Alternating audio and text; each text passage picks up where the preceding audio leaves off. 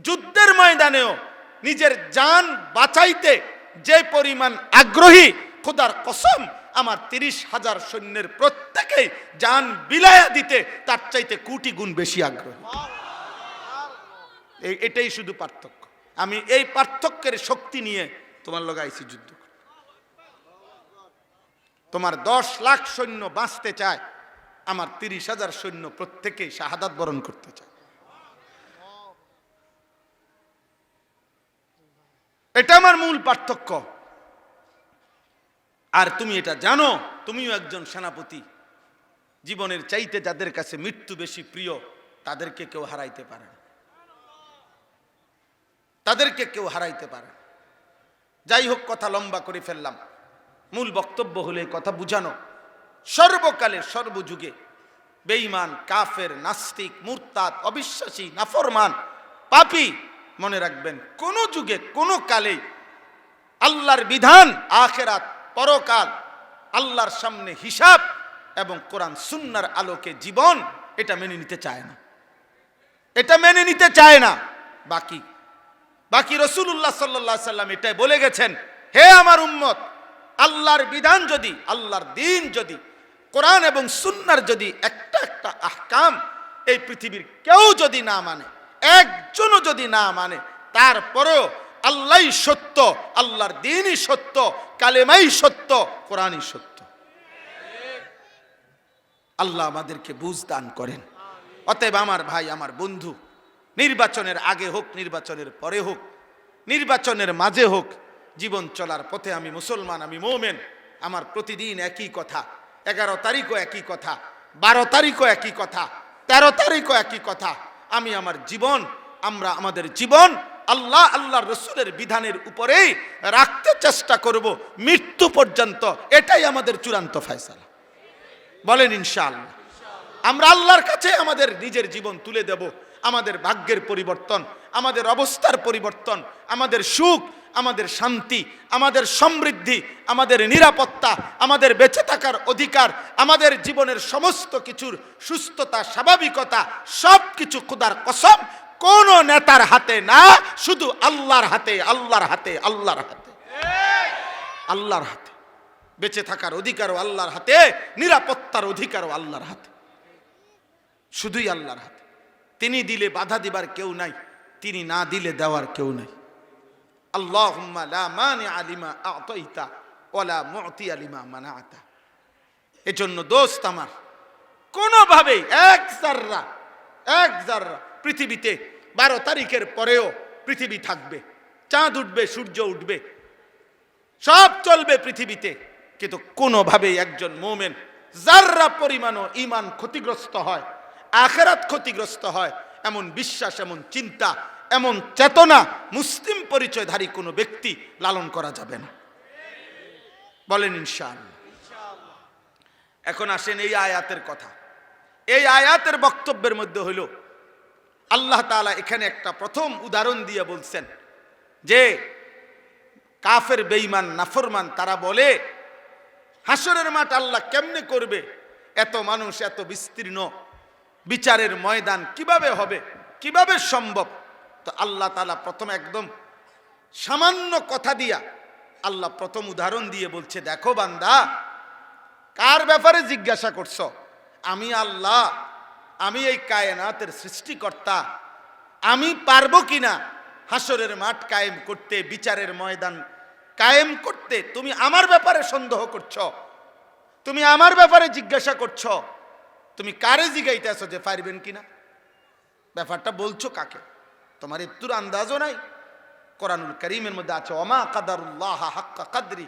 হায় বান্দা, তোমরা তো আল্লাহকে আন্দাজই করতে পারো না। তোমাদের মালিক কত বড় তোমরা তো এটা বুঝতেই পারো না, বুঝতেই পারো না।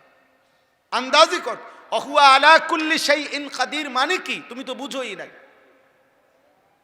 তুমি তো আন্দাজি করতে পারো নাই আল্লাহ কত বড়, আর আল্লাহর শক্তি কত বড়, আল্লাহর সৃষ্টি কত বড়, আল্লাহ তাআলার ক্ষমতা কত বড়, আন্দাজি তো করতে পারো নাই।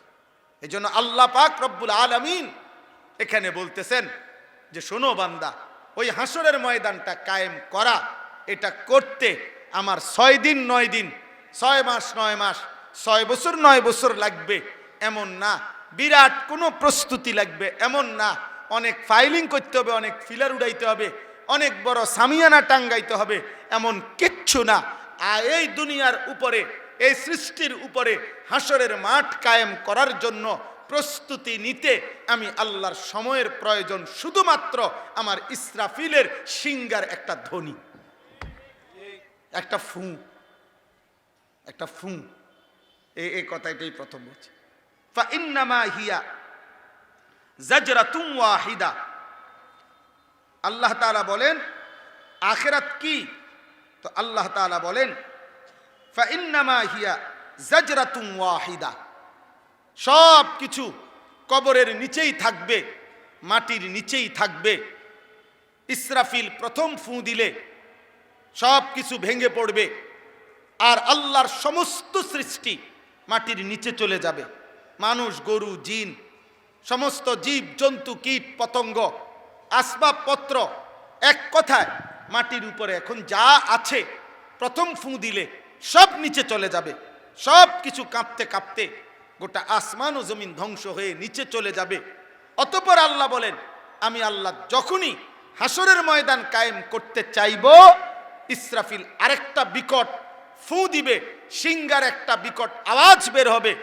এক আওয়াজেই তৎক্ষণাৎ মাটির নিচের সমস্ত মানুষ দাঁড়িয়ে একে অপরের দিকে তাকাইতে থাকবে, একজন আরেকজনকে তৎক্ষণাৎ চিনে ফেলবে। ফাইদা হুম ইয়ানজুরুন, শুধু ফু দিবে আর মাটির নিচের সব মানুষ দাঁড়িয়ে যাবে আর একজন আরেকজনের দিকে দেখতে থাকবে, দেখতে থাকবে। এখানে দুই কথা। এক কথা হইল এই জমিনই হাসরের মাঠ, আমাদের এই জমিনটাই হাসরের ময়দান।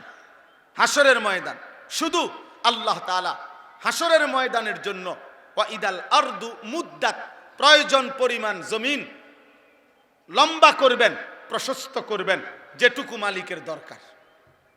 এজন্য এটাই হাসরের ময়দান। এই গোটা পৃথিবীর এই জমিন এটাই হাসরের মাঠ। এটাকে শুধু আল্লাহ তাআলা লম্বা করবেন, এটাকে আল্লাহ তাআলা বিস্তার করবেন। এটা কোরআনুল কারীমের আয়াত, ওয়াইদাল আরদু মুদ্দাত, জমিনকে লম্বা করা হবে হাসরের মাঠের জন্য। এক কথা। দুই নম্বর কথা হলো, আমাদের প্রত্যেকেই এটা মনে রাখতে হবে, আমরা হাসরের মাঠে আমাদের প্রত্যেকের পরিচিত ব্যক্তিদের সাথেই আমরা দাঁড়াবো। এটা খুব মনে রাখতে হবে।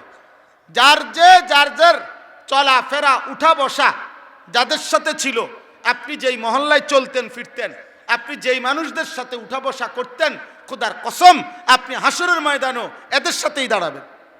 আমনেরে আমারে সিনের মানুষের লগে দাঁড় করাইতো না, আপনারে আমারে জাফানের মানুষের লগে দাঁড় করাইতো না। ফাইদা হুম ইয়ানজুরুন, একে অপরকে দেখতে থাকবে, চিনতে থাকবে, দেখবে, আরে তুমি, আরে আপনি। এইভাবে কোরআন শরীফে আছে, হাসরের ময়দানে বান্দার আমলনামা যখন ডান হাতে দেওয়া হবে, সাথে সাথে সে একটা চিৎকার দিয়া এই উপস্থিত তার পরিচিত সব লোকদেরকে দেখায় বলবে, হা উমুকরাউ কিতাবিয়া, দেখো আমার আমলনামা পড়ো, দেখো আমার নাম জান্নাতীদের কাতারে উঠছে। দেখো দেখো, ইকরাউ কিতাবিয়া। আপনজন, ওই ছেলে, এই চালাকি করো না আব্বা, ভাইয়া চালাকি করো না, দোস্ত দুষ্টামি করো না, তুমি মোবাইল ঘুরাইতেছো কেন, কেন ভিডিও করছো? আবার হেদিকে সাহেব মনে হচ্ছে বুঝছি না। আমি তো বুঝছি ভাই, এটা আমার সাংঘাতিক বদ অভ্যাস, আমারই বদ অভ্যাস। ধরেন আমি নিষেধ করার পরে যে মোবাইল উঠায়, আমি যেন অটোমেটিক আল্লাহর কুদরতে এটা দেখি। অন্য অনেক কিছু দেখি না, কিন্তু এটা দেখি আমি। আমার কথা হলো মনোযোগ চাই, মনোযোগ হইলে বরকত হয়।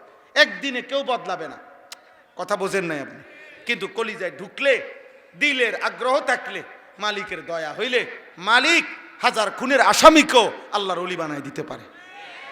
আল্লাহ চাইলে অন্ধকারের মধ্যে, আল্লাহ তো ওয়াদা দিছে। আল্লাহ কেমন ওয়াদা দিছে? একটা কথা শুধু শুনে, কুল ইয়া ইবাদিয়াল্লাযীনা আসরাফু আলা আনফুসিহিম লা তাকনাতু মির রাহমাতিল্লাহ। আরে দোস্ত, আল্লাহকে শুধু এতটুকু চেনেন যে আল্লাহ যেন বলছে, বান্দা মনে করো তোমার 40 বছর, তো 40 বছরের যত ঘন্টা, যত মিনিট, যত সেকেন্ড, যত মুহূর্ত, প্রতি মুহূর্ত গুণে তোমার গুনাহ ওই পরিমাণ।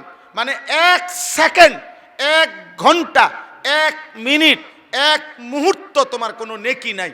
একবারও আল্লাহ এটাও বলো নাই, একটা সেজদা দেও নাই। 40 বছর পরিমাণ সমপরিমাণ গুনাহ, মানে পায়খানার টাঙ্কির ভিতরে একদম ডুবা, তুমি গুনার মধ্যে তুমি একদম ডুবা, চারিদিকে তাকাইয়া আপাদ মস্তক, তোমার এক বিন্দু কোনো নেকি নাই। সেই গুনাহগার পাপী বান্দাও যদি কোনোদিন, যার 1 সেকেন্ডের নেকি নাই, তুমিও যদি কোনোদিন গুনাহ ছেড়ে দিয়ে আর করবা না, ওয়াদা দিয়ে বান্দা কলিজার গভীর থেকে একবার যদি আমারে বলো, আল্লাহ আমারে মাফ করে দেন, আমি ভুল করছি, আল্লাহ বলে, খোদার কসম বান্দা, আমি পুরা 40 বছর একসাথে মাফ করে দেব। একসাথে মাফ, একসাথে 90 বছর একসাথে মাফ। আমি এমন মালিক, গাফারতু লাকা ওয়ালা উবালি, আমি কোনো পরোয়া করব না, আমি মাফ করে দেব। যা যা বান্দা, মাফ, তুই আমার বান্দা। এজন্য একটা মূল নীতি তাফসীরের মধ্যে আছে যে, হে আল্লাহর বান্দা, তোমাকে কলিজা দিয়ে এটা মনে রাখতে হবে, তোমার আল্লাহ তোমারে জান্নাত দিতে চায়, তোমার আল্লাহ মূলত তোমারে মাফ করতে চায়। আপনি যদি বলেন কাউকে মহব্বত কইরা, ভাই আপনি আমারে আসল কথাটা কোন, আসলে আপনি আমারে দিবেননি, হুদা ঘুরাইয়েন না, কথা বোঝেন নাই? আমরা অনেক সময় কই না, ভাই এত 900 কথা বাদ দেন, আপনি ক্লিয়ার কথাটা, আসলে বৃত্তের কথাটা কোন, আপনি আমারে দিবেননি, এটা হুদা কামে কীর্তেন ঘুরাইতেন আছেন। তা আল্লাহকে যদি বান্দা বলে, মাওলা আমি এত কথা বুঝি না, মাওলা আপনি আমার আগে পরিষ্কার মেন কথাটা কোন, আপনি আমারে মাফ করবেননি, আল্লাহর কসম আল্লাহ বলবে, বান্দা আমি আল্লাহ তোকে জবান দিলাম, ওয়াদা দিলাম, আমার দিলের কথা এটাই, আমি আল্লাহ তোকে মাফ করতে চাই, জান্নাত দিতে চাই। আমার একটা বান্দাকেও আমি আল্লাহ জাহান্নাম দিতে চাই। এই হলো মালিকের মুখ। এই জন্য আল্লাহ পাক, এগুলো তো অনেক সময়ের ব্যাপার, কিন্তু মক্কার বহু কাফের কালেমা পড়ার আগে রাসূলুল্লাহ সাল্লাল্লাহু আলাইহি ওয়াসাল্লামের জামানায় এমন বহু কাফের ছিল যে যেমনে দাবি করছে, আল্লাহরে জিগান, হে নবী এমনি এমনি মাফ করবনি, আল্লাহ বলছে, বন্ধু কোন হয় এমনি এমনি মাফ। বলছে আমি আমি আমি 70 বছর এত গুনাহ করছি, তার কোনো হিসাব নাই, এত চুরি করছি, তার কোনো হিসাব নাই, এত খুন করছি, তার কোনো হিসাব নাই, এত জিনা করছি, তার কোনো হিসাব নাই। আপনি আল্লাহরে বলেন সব এক লগে মাফ করবেনি। বলছে আল্লাহকে, আল্লাহ পাক বলছে, হ্যাঁ বন্ধু বলেন, আমি সব একসাথে মাফ করে দেব, তবুও আমার কাছে আয় বান্দা, আমি তোকে জান্নাত দিতে চাই, আমি তোকে মাফ করতে চাই বান্দা। হায় বন্ধু, হায় নওজোয়ান, এমন মালিক ছেড়ে দিলাম। কোথাকার কোন ফাসেক ফুজ্জার, মোবাইল, নারী, ছবি, অশ্লীল দৃশ্য, হায় চুল চেহারা বেঈমানের মতো, লেবাস পোশাক বেঈমানের মতো, আচরণ, চিন্তা, কল্পনা, হৃদয়ের স্বপ্ন, আকাঙ্ক্ষা, সব বেঈমান মুশরিকদের অনুসরণ। অথচ খোদার কসম, ওই বেঈমান তোমারে চেনেও না, বেঈমান তোমার খবরও রাখে না, বেঈমান তুমি কোনোদিন বিপদগ্রস্ত হইলে একবারের জন্য তোমার দিকে ফিরেও তাকাবে না। যে তোমার জন্য কেঁদেছিলেন, তিনি 23 বছরে মদিনার রাসূল, তোমার বন্ধু, তোমার জন্য কেঁদেছেন। আজও তোমার জন্য প্রতিদিন, আপনাদের জন্য প্রতিদিন যারা কাঁদে, দোয়া করে, তো তারা হচ্ছে রাত্র গভীরে তাহাজ্জুদ নামাজ পড়ে, আল্লাহর যেসব প্রিয় বান্দা, তারা রাতের গভীরে অন্ধকারে তারা চোখের পানি ফেলে ফেলে বলে, আল্লাহ আমার জাতিকে মাফ করে দেন, আমার দেশবাসীকে মাফ করে দেন, আমার জনগণকে মাফ করে দেন।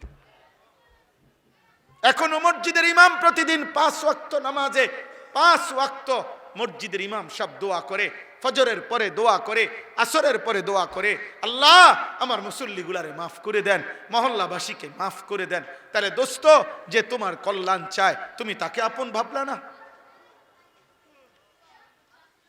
বলেন ভাই, একটা ছেলে বলো, বাপ তোমরা যারা বেঈমান মুশরিকের জন্য চুল বানাইছো, বেঈমান আর মুশরিকদের মতো, আমার আব্বা তুমি ইনসাফের সাথে বলো, ওই তোমার জন্য একদিন ভাবছে কিনা? তোমরা যারা মোবাইলে নারী দেখো, উলঙ্গ ছবি দেখো, নর্তকী দেখো, জিনা ব্যভিচারের দৃশ্য দেখো, আমার আব্বা তুমি বলো বাপ, ওই নর্তকী তোমার জন্য জীবনে কোনোদিন ভালো কিছু কল্পনা করছে কিনা? হয়তো তোমার চিনে না। আস্তে আস্তে আস্তে, সাবধান, অন্যদের ডিস্টার্ব হবে একদম। তাইলে আমার ভাই তুমি বলো, ইনসাফ করো, দয়া করো নিজের উপরে মিয়া, দয়া করো নিজের উপরে। নিজেরে শেষ করবা কেন ভাই? আরে গুনাহ তো তোমারে শেষ করে দিবে।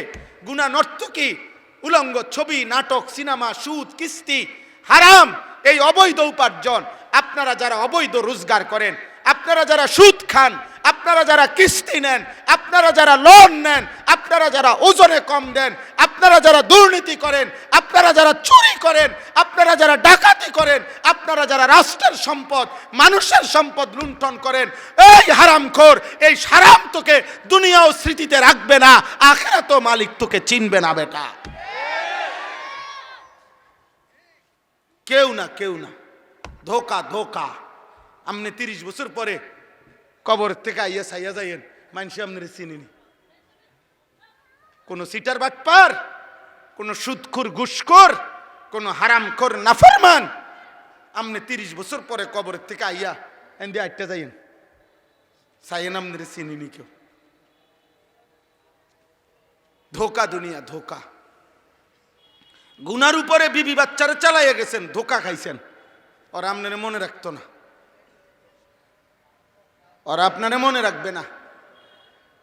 আল্লাহই সত্য, ইসলামই সত্য, আল্লাহর বিধানই সত্য।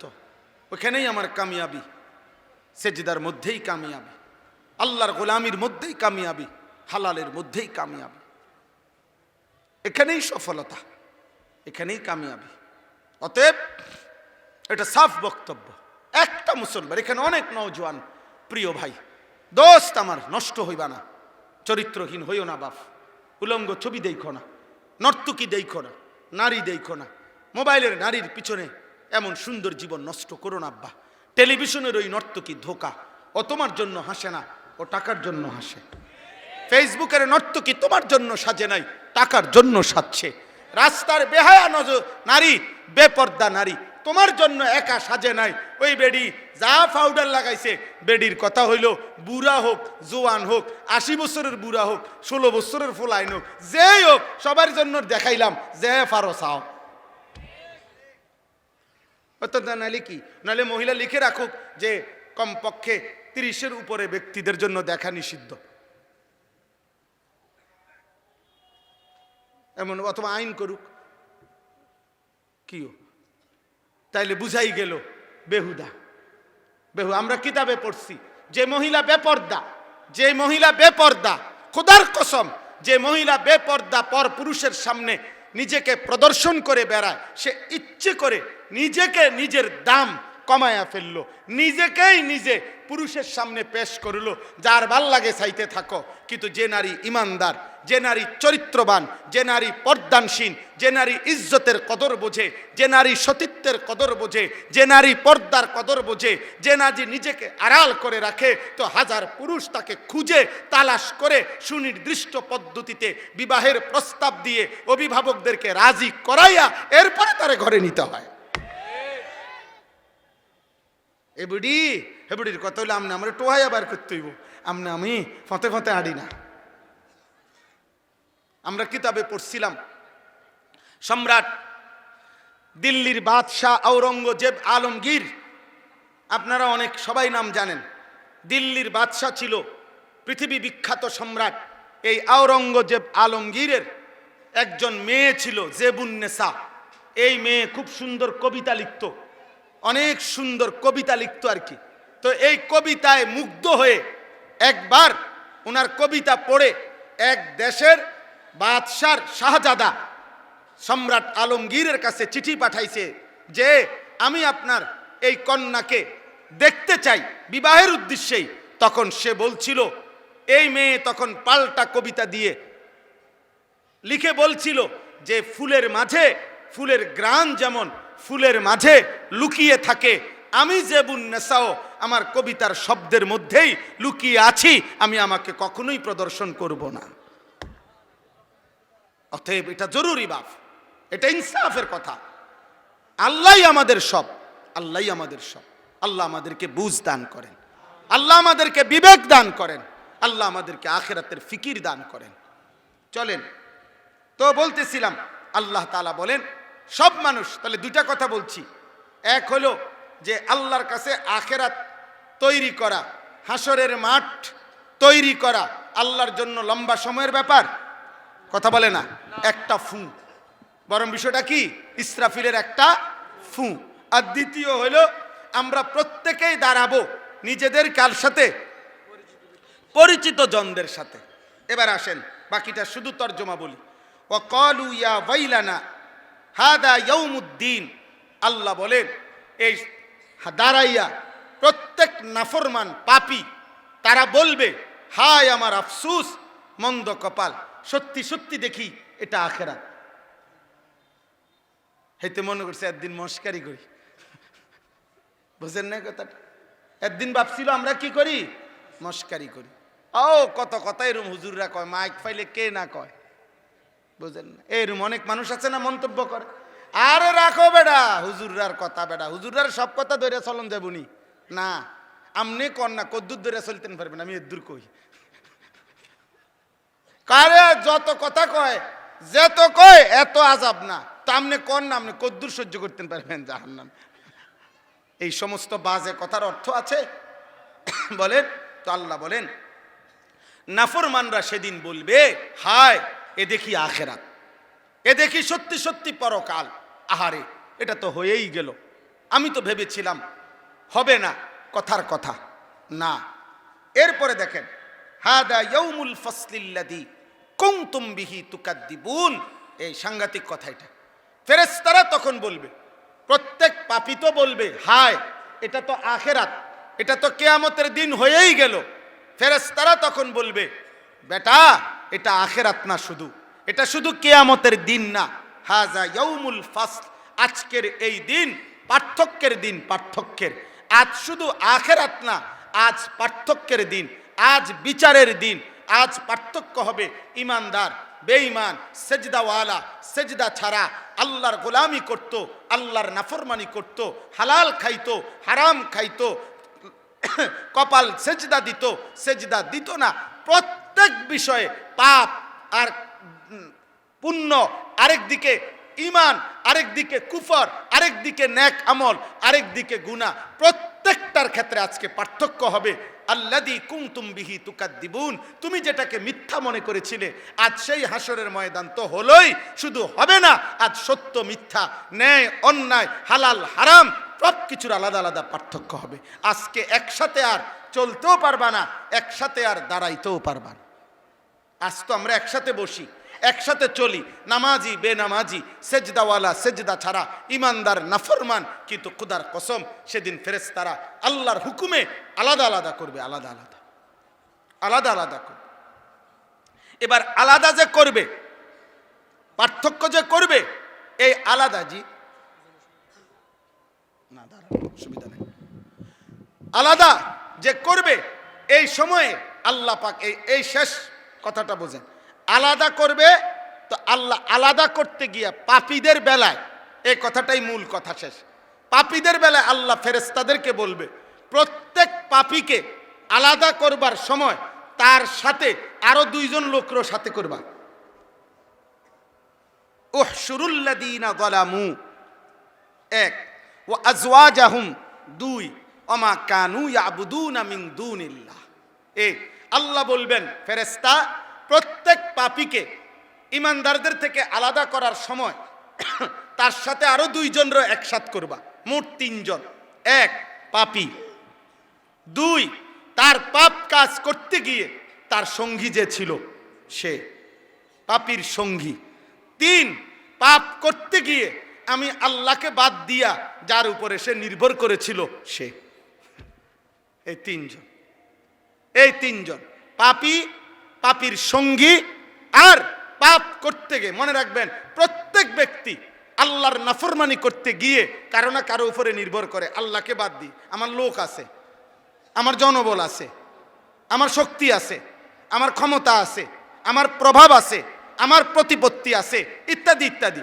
আল্লাহ বলবেন প্রত্যেক পাপী, পাপীর সঙ্গী এবং সে যার উপরে নির্ভর করত, তাকে এই তিনজনকে একত্র করে ফাহদুহুম ইলা সিরাতিল জাহিম, জাহান্নামের রাস্তা বরাবর লাইন ধরে দাঁড় করাও। জাহান্নামে এখন দিবা না, এখন শুধু এই প্রত্যেক গ্রুপে গ্রুপে তিনজন তিনজন করে পাপী, পাপীর সঙ্গী, পাপ কাজে যার উপরে সে নির্ভর করছে সেই ব্যক্তি, এই তিনজনকে একসাথ করে করে করে করে তোমরা লাইন ধরাও জাহান্নামের রাস্তা পর্যন্ত। লাইন ধরাবে কেন? তো আল্লাহ বলেন এই শেষ কথা, ওয়াকিফুহুম ইন্নাহুম মাসউলুন, এদেরকে লাইন ধরে দাঁড় করাও, আমি আল্লাহ, আমি এখন একটা একটা করে জিজ্ঞেস করব। আমি আল্লাহ জিজ্ঞেস করব, আমি জিজ্ঞেস করব, বলো বান্দা সেদিন আমার সেজদা কেন দাও নাই? সেদিন কুফরি কেন করলা? সেদিন শিরিক কেন করলা? সেদিন তার উপরে কেন ভরসা করলা? রিজিক দিলাম আমি, ভরসা করলা কেন তার উপরে? প্রত্যেক পাপীর সঙ্গীকে বলবে তুমি তাকে গুনার কাজে অভ্যস্ত করাইলা কেন? বলেন। এই জন্য ছেলেরা মনে রাখো আব্বা, আমার এটা অনুরোধ আব্বা, তুমি নিজেও পাপ কইরো না, কোনো পাপীর সঙ্গী হইও না, তোমার উপরে ভরসা করে যেন কেউ পাপ না করে।